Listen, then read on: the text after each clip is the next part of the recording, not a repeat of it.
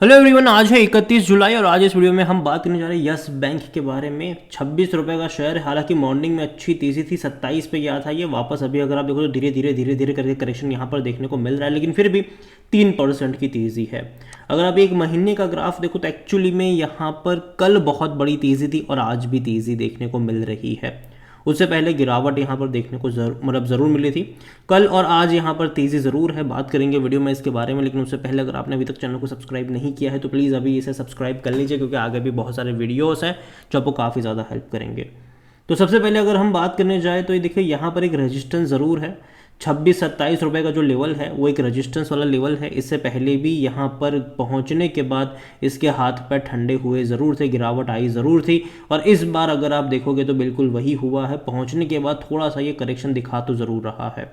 अगर हम एक साल की बात करेंगे तो पिछले एक साल का ग्राफ देखो तो पता चलता है कि 27 रुपये का लेवल डेफिनेटली है रेजिस्टेंस वाला लेवल, और वहाँ से गिरावट हमें देखने को मिली भी है। ये लेवल इंपॉर्टेंट होगा कि 27 रुपये का लेवल ये सक्सेसफुली ब्रीच कर पाता है कि नहीं। अगर कर पाएगा तो आपको 30 रुपये तक के भी लेवल देखने को मिलेंगे, लेकिन अगर नहीं कर पाता है, 27 रुपये का लेवल अगर ये ब्रीच नहीं कर पाता है तो वापस वही होगा, 23 से 24 रुपये की रेंज में फिर से आ जाएगा ये। और एक रेंज में अटका तो है यहाँ पर। इसने एक साल में भले ही 56% का रिटर्न बनाकर दिया हो, लेकिन एक टाइम में इसने डबल भी करा था पैसा। 16 से 32 रुपये का लेवल दिखाया था, बड़ी गिरावट आई, तेज़ी आई, बड़ी गिरावट आई, तेज़ी आई। फिर से यहाँ पर देखो तो अप्स एंड डाउन अभी यहाँ पर चल रहा है। कम बैंक अगर हम इस बैंक को लेकर अगर बात करी जाए तो यहाँ पर 2 दिनों में तेज़ी ज़रूर है, जिसमें एक वजह ये भी है कि इनके रिजल्ट जो थे वो अच्छे आए ज़रूर थे। हालांकि नतीजे के जिस दिन रिजल्ट्स आए उसके अगले दिन तेज़ी यहाँ पर ज़रूर थी, लेकिन उसके बाद में गिरावट भी हमने यहाँ पर देखी हुई है। और कंपनी को लेकर अगर हम बात करने की जाए अगर तो यहाँ पर अगर आप देखोगे तो एंजल वन के जो एनालिस्ट है ओशो कृष्णन, उनका ये कहना है कि एक इमीडिएट सपोर्ट है तकरीबन 24 रुपये के आसपास, और उसके नीचे 22 रुपये के आसपास सपोर्ट और देखने को मिलता है। और हायर लेवल पर अगर आप देखोगे यहाँ पर तो 27-28 का जो रेंज है वो डेफिनेटली एक ब्रेकआउट वाला सिनारियो है। अगर वो क्रॉस होता है तो 31-32 रुपये तक के लेवल देखने को मिलेंगे। अगर नहीं होता है तो जैसे कि मैंने कहा दिक्कत है वहाँ पर। और यहाँ पर अगर आप देखो तो यहाँ पर रैली के ब्रोकिंग का भी कहना है, जो कि रवि सिंह है उसके सीनियर वाइस प्रेसिडेंट, कि स्टॉक जो है वो 28 का टारगेट हिट कर सकता है इन नियर टर्म में, और 24 रुपये का स्टॉप लॉस लगाकर आपको यहाँ पर चलना चाहिए। और कंपनी देखो, बैंक अगर आप देखोगे तो इनके जो रिजल्ट्स आए हैं वो डेफिनेटली अच्छे हैं, उतने बुरे नहीं हैं। लेकिन उसके बाद भी गिरावट आने की वजह थी कि ICICI सिक्योरिटीज़ ने 20 रुपये का टारगेट दिया था रिजल्ट्स के बाद। और जहाँ तक वॉल्यूम्स की बात करें तो बड़ी क्वांटिटी में ट्रेडिंग तो हो ही रही है। 50 करोड़ से भी ज़्यादा के शेयर ऑलरेडी आज यहाँ पर ट्रेड हो चुके हैं, बड़ी मात्रा में ट्रेडिंग हो रही है। और अभी देखो तो गिरावट यहाँ पर और गहराती नज़र आ रही है। जो मॉर्निंग में 4.5% की तेज़ी थी, आज वो 2.5% की तेज़ी अभी रह गई है। तो जैसे कि मैंने कहा कि 27 रुपये का जो लेवल है वो डेफिनेटली इनको परेशान कर रहा है। एक रेजिस्टेंस वहाँ पर बैठा ज़रूर है। और यहाँ पर अगर आप देखो तो इसका मार्केट कैप अभी 82,000 करोड़ के आसपास पहुँच चुका है। कम बैंक को लेकर अगर देखो तो जैसे कि मैंने कहा कि रिजल्ट्स के बाद यहाँ पर ICICI सिक्योरिटीज़ ने सेल कॉल दिया था, 20 रुपये का टारगेट दिया था। According to Moneycontrol user 1% लोग कह रहे बेचो, बाकी 93% लोग कह रहे खरीदारी करो, और 6% लोग कह रहे होल्ड करो यहाँ पर। और जहाँ तक बात करी जाए डिविडेंड को लेकर तो हालांकि वो पे नहीं कर रहा है, और लेकिन मुझे लगता है कि शायद अगले साल से पे करना स्टार्ट कर सकता है, क्योंकि अभी अगर आप देखो तो क्वार्टरली पिछले 2 क्वार्टर इनके अच्छे रहे, स्पेसिफिकली प्रॉफिट वाइज अच्छे रहे हैं।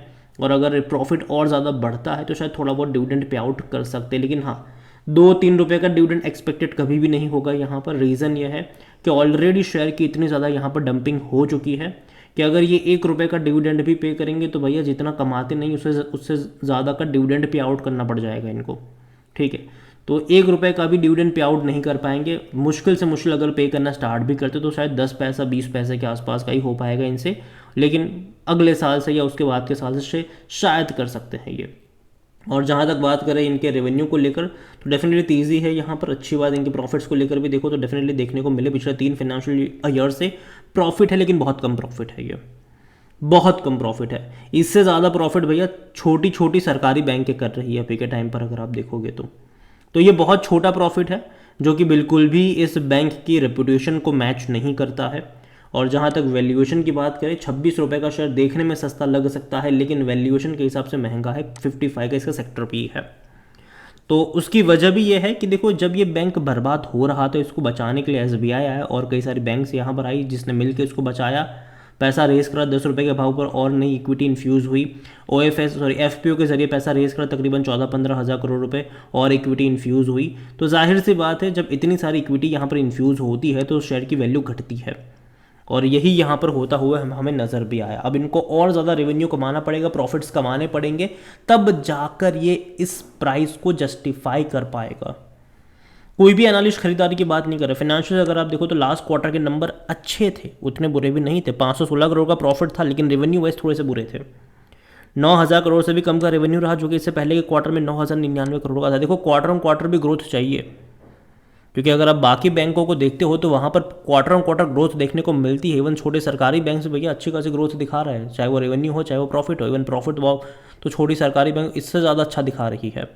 तो इनको तो भैया प्रॉफिट करना पड़ेगा आने वाले टाइम में, अगर नहीं करेंगे तो दिक्कत ज़रूर है। यहाँ पर शेयर होल्डिंग को लेकर देखें तो जो प्रमोटर की होल्डिंग है यहाँ पर, वो तो कुछ है ही नहीं। जो थे promoter Rana Kapoor and family, वो बेच बाच के निकल लिए यहाँ से, कुछ भी नहीं है उनके पास। यहाँ पर म्यूचुअल फंड के पास 0.19% का स्टेक है।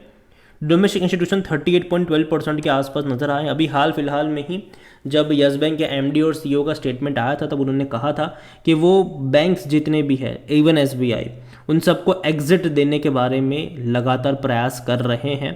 तो पहली चीज़ तो ये है कि देखो, एग्जिट तो हो जाएगी, एसबीआई की एग्जिट आज नहीं तो कल यहाँ पर पक्की है, वो यहाँ से निकलेंगे। अब बस यही है कि कौन आएगा, कौन खरीदेगा। अब देखो, यहाँ पर बीच में मतलब चर्चा ये थी कि 51% का स्टेक कोई आके खरीदेगा। मुझे नहीं लगता कि ऐसा होगा। यहाँ पर यही होगा कि भैया अलग अलग इंस्टीट्यूशंस आएंगे, वो खरीदारी यहाँ पर करेंगे, कुछ एफआईएल्स आएंगे, वो खरीदारी यहाँ पर करेंगे। तो वो यहाँ पर पॉसिबिलिटीज़ आपको देखने को मिलने वाली है। लेकिन मुझे नहीं लगता कि कोई बड़ा प्लेयर आके 51% का स्टेक खरीदेगा, क्योंकि अभी भी इवन एसबीआई के साथ भी उतनी holding, even SBI, LIC, even बाकी बैंक्स का भी अगर आप कंबाइन करते हो तो 51% का स्टेक उनके पास है ही नहीं। जब है ही नहीं तो कहाँ से बेचेंगे? और सब लोगों को सेम पेज पे आना भी मतलब मुश्किल है, हर कोई तो बेचना नहीं चाहेगा। तो ये बहुत सारी चीज़ें हैं यहाँ पर, जो कि मुझे लगता है कि थोड़ा बहुत परेशान करेगी इनको शॉर्ट टर्म के लिए, और न्यूज़ के ऊपर बहुत कुछ चीज़ें डिपेंड भी करने वाली है। एफआईएल के पास 27.07% का स्टेक है रिटेल और अदर की मिलाकर 34.61% की होल्डिंग है, जिनमें से अगर आप देखोगे रिटेल इन्वेस्टर तो 22.94% पर है, और जो अदर पार्टीज है वो 11.67% का स्टेक लेकर बैठे हैं। ओवरऑल अगर बात करें जाओ यूएस बैंक को लेकर, तो मुझे लगता है कि यहाँ से करेक्शन पॉसिबल है, जो दोबारा इसको 23 रुपये की रेंज में लेकर जाएगा। और मैं अगेन कहूँगा कि देखो, अगर आपके पास है तो होल्ड कर सकते हो, लेकिन आपका नज़रिया जो है वो लॉन्ग टर्म का होना चाहिए। शॉर्ट टर्म का अगर नज़रिया है तो प्रॉफिट टेकिंग कर सकते हो यहाँ पर, ठीक है, शॉर्ट टर्म का नज़रिया है तो। लेकिन जहाँ तक बात आती है फ्रेश बाइंग की, मैं पहले भी बोल चुका हूँ, मैं अब भी कहूँगा कि देखो, मैं 20-21 रुपये के लेवल का वेट करना ज़्यादा पसंद करूँगा। जिनको लॉन्ग टर्म का गेम खेलना है, ठीक है, जिनको 2-3 साल का गेम खेलना है, क्योंकि कहीं ना कहीं जिस तरीके से अगर आप देखोगे तो एसबीआई बहुत बड़ी एग्जिट ढूंढ रहा है, ठीक है, यहाँ पर। और जब एग्जिट होगी तो वो डिस्काउंट प्राइस पर ही होगी, ठीक है। डिस्काउंट, जो भी बड़ा प्लेयर आएगा यहाँ पर, कोई भी आएगा यहाँ पर, चाहे वो इंस्टीट्यूशन हो, कुछ भी हो, डिस्काउंट प्राइस पे एग्जिट होने के चांसेस शायद थोड़े बहुत ज़्यादा होंगे उस टाइम पर। और यही वजह है कि मुझे लगता है कि तब मार्केट इसको फैक्टरिंग करेगा। और यहाँ पर अगर आप 2 दिन से तेज़ी देखोगे तो कोई वजह नहीं है तेज़ी की, कोई वजह नहीं है, कोई वजह नहीं है यहाँ पर तेज़ी आने की।